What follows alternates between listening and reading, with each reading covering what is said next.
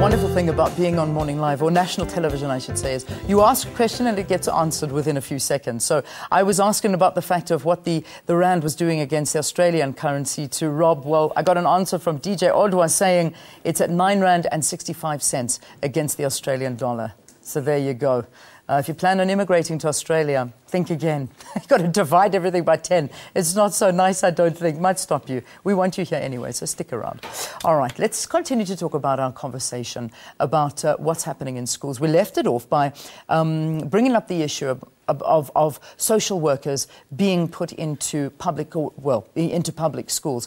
We've got Dr. Shamaine Mana. She's from the Basic Education Department. We've got Mbuyiselo Botha, and he's from Zonke Gender Justice. He's in studio with me. Now, I want Mbuyiselo to respond to what we've been hearing Shamaine saying about this issue. You see, the third thing what Shamaine is saying is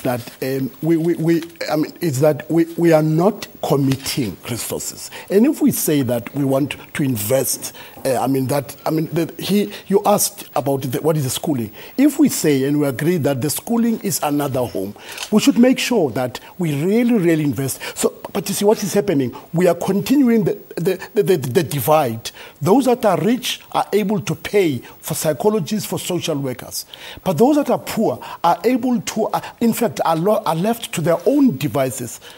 Leon, that is incorrect. 21 years into our democracy, we can't allow, especially those black, poor learners who comes from communities that deals every day with violence. They see violence in their homes, in where they live, but when they come to school, surely we must make it such a conducive environment so that they know that I can, if I know that I'm being bullied, if I know that there is sexual harassment happening, I can go to someone who's skilled, who's well-trained. Yeah. I think it can't be correct to say that, we are planning, remember, 21 years into our democracy, and if we don't have these strategies, we'll come back again, and talk about sexual violence, talk about violence, in schools, because if there is clear commitment, then put money into it. Yeah. Then, the sad thing is that there are schools that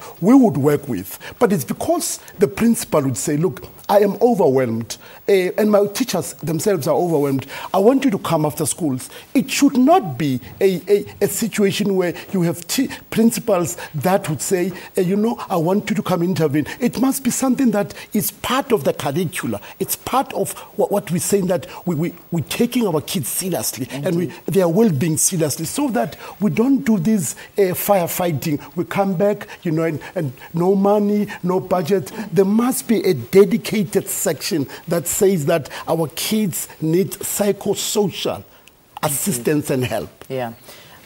It's a great idea. I really do think so. And we've got the reaction from Shamaine in our Cape Town studio. So I think we'll leave the social worker conversation just here at this point, and put it as a point that we really do hope it gets introduced into schools. One of the questions we need to talk about, though, Shamaine, moving on to an issue of safety in our schools. How safe are our schools? I mean, I remember it was on Friday that there was a call from the Student Association, COSAS, asking that their armed security personnel should be put into all schools. I'm not sure if it should be that drastic, but how safe are our schools if these incidences can happen? Okay, thank you, Leanne. I think in terms of the research and data that's available, we have something like 22.5% of our schools are extremely violent.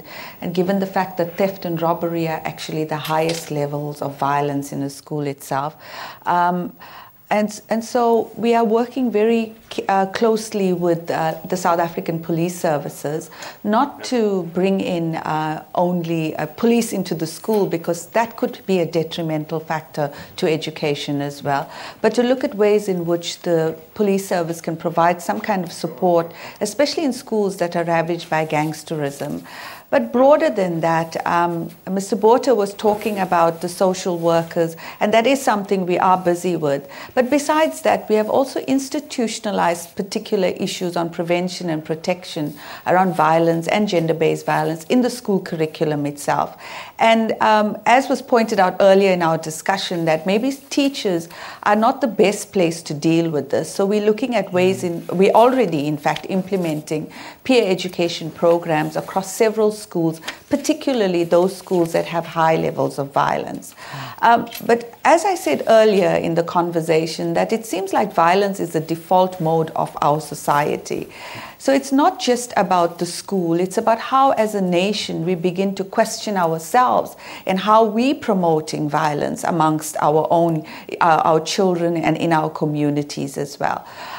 What we are doing is currently speaking with the Dean's Forums to look at how we can ensure that all teachers who are currently undergoing training to become teachers actually understand the social dimension of education. Because we've learned in the past 20 years that a lot of emphasis is being put on the content of disciplines that teachers need to teach, and that is why they are so, it's so challenging for them to deal with the social challenges in schools. So we are trying to ensure that there is a balance in teacher training as well. That whether you are a maths teacher or a science teacher, that if you have a child who's being bullied or has experienced some level of violence, that you are able to have the skills to deal with the issue in the classroom immediately. Not to leave it for the counselor or, for the life orientation teacher, but that you have the basic skills, the lay counseling skills as a teacher as well, to be able to address these issues immediately. Because what happens, unfortunately, in schools is that you leave the child to go to the counselor, it takes time, and then the issue festers and becomes worse as well. So it's about how we create the balance. All right. Dr. Mann, thank you. I agree fully with. Yeah, good. Yeah, all right. I'm glad. So we can hang 10 on a response. Bring back the girls' movement, the boys' movement, the soul buddies, all of those. All of those things do help as well. But what's most important is the family unit, and that is what's missing, because these kids would not know anything about this if things were not, if things were better in their households, and that's what we're going to continue to talk about. This panel discussion is going nowhere. It's staying with us here on the program, but we've got to get you some sports news. So I look forward to hearing what Valen's got in store for us.